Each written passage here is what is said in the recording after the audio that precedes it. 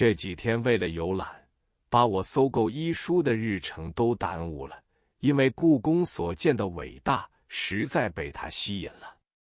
访琉璃厂，搜购1点出到北平，亲戚们纷纷设宴款待。我太太的大哥说：“元帝，你到了北平，一定要去见见曹汝霖。”我问：“为啥？他不是有名的卖国贼吗？干嘛我要去见他一次？”大哥说：“他是我们的老姑丈，现在他闭门思过，不问世事，你一定要去头次拜访一下，才合礼貌。而且你要搜购旧书，向他讨教一下，是不会吃亏的。”按曹汝霖所著之《一生之回忆》中说，21岁双亲为完婚，娶王氏，名梅玲，陪孙之胞妹。这里所说的陪孙是上海南洋中学老校长，是我太太的叔父，所以曹汝霖是王家的姑丈，也算的是近亲。我说也好。次晨就借了一辆私家车，到铁扇胡同曹家。按曹汝霖原住曹家楼，自从5四运动火烧之后，就迁出旧宅。那一天，曹汝霖不在家，由曹太太招呼我们。他是他的继室，对先是王氏的老亲戚看得很重，立刻叫账房写了一个请帖，席设中央公园来进雨轩，就在次日中午，请我和王氏一家弟兄上那里去进餐。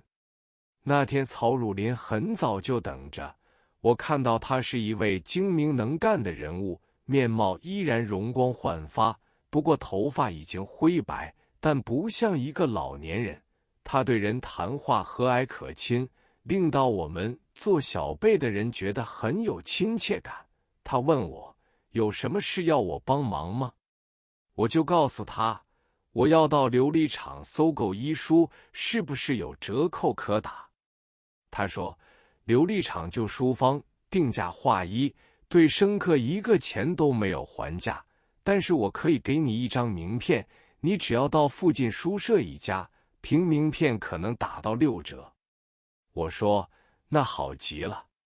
那时是冬天，但是他手中还拿了一把折扇，轻轻地挥动，我就请他把扇子给我看看。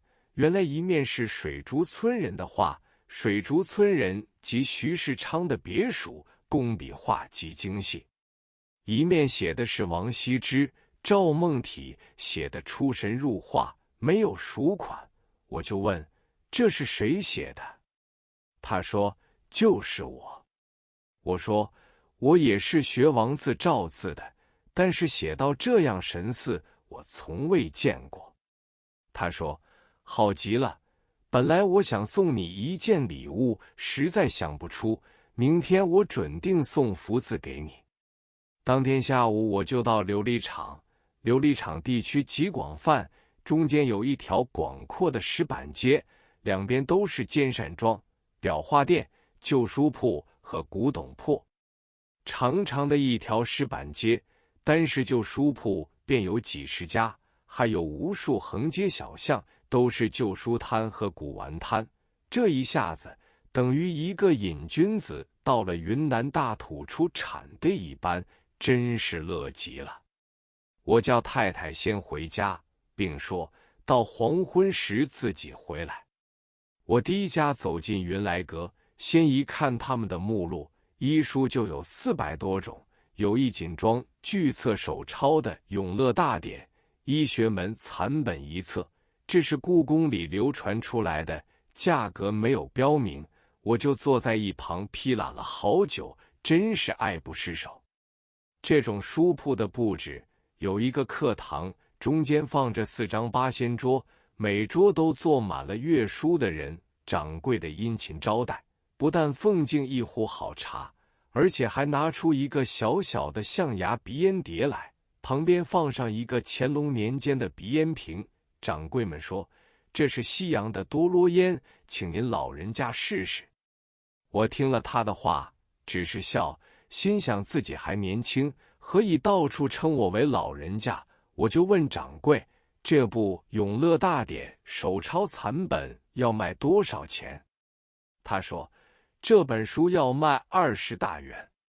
我伸了一伸舌头，从袋中掏出曹汝霖的名片，于是连老板都出来招呼说，随便你老人家给多少。这一下倒是难倒了我。我说，我初到贵地，第一次就到你这里，我还要买许多书，请把这部书保留到明天再说。临别时，他们有4个人鞠躬作揖的送客，还说，您老人家走好走好。我出门时一想，买一本书未成，已花了2、3小时。那么我要买许多书，真不知要花多少时日。第二家，我到附近书社，这是琉璃厂最大的一家书铺。我在上海时就常向他们买书，见到他们藏书之富，甲于全国。我坐定下来，他们就来招呼，敬茶奉烟。我对他们说，我是你们上海的老主顾，长世纪前来买书的陈存人。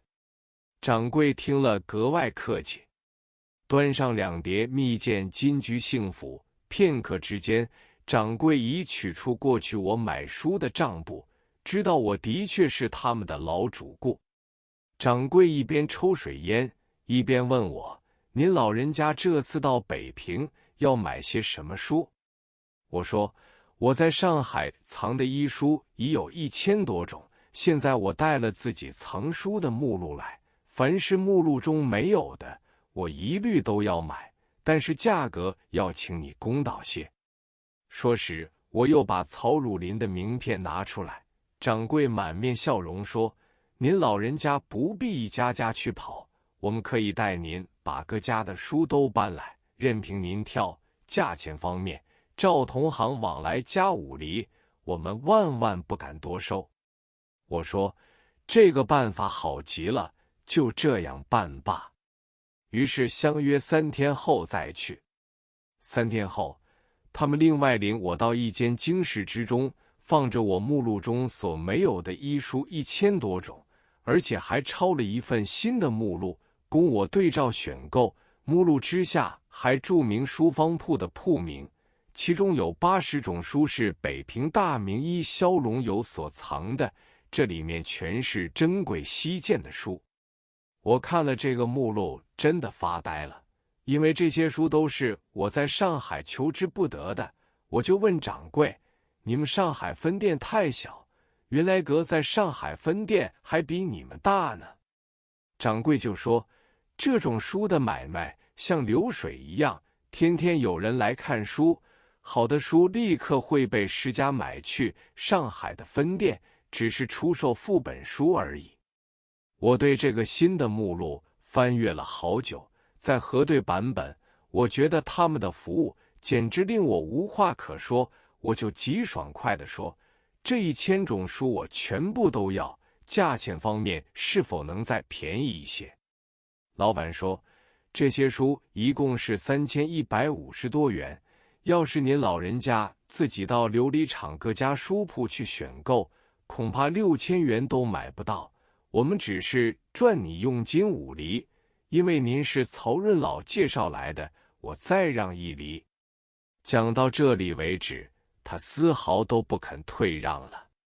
我说，好，就依你的价钱吧。于是这批书就算买成了。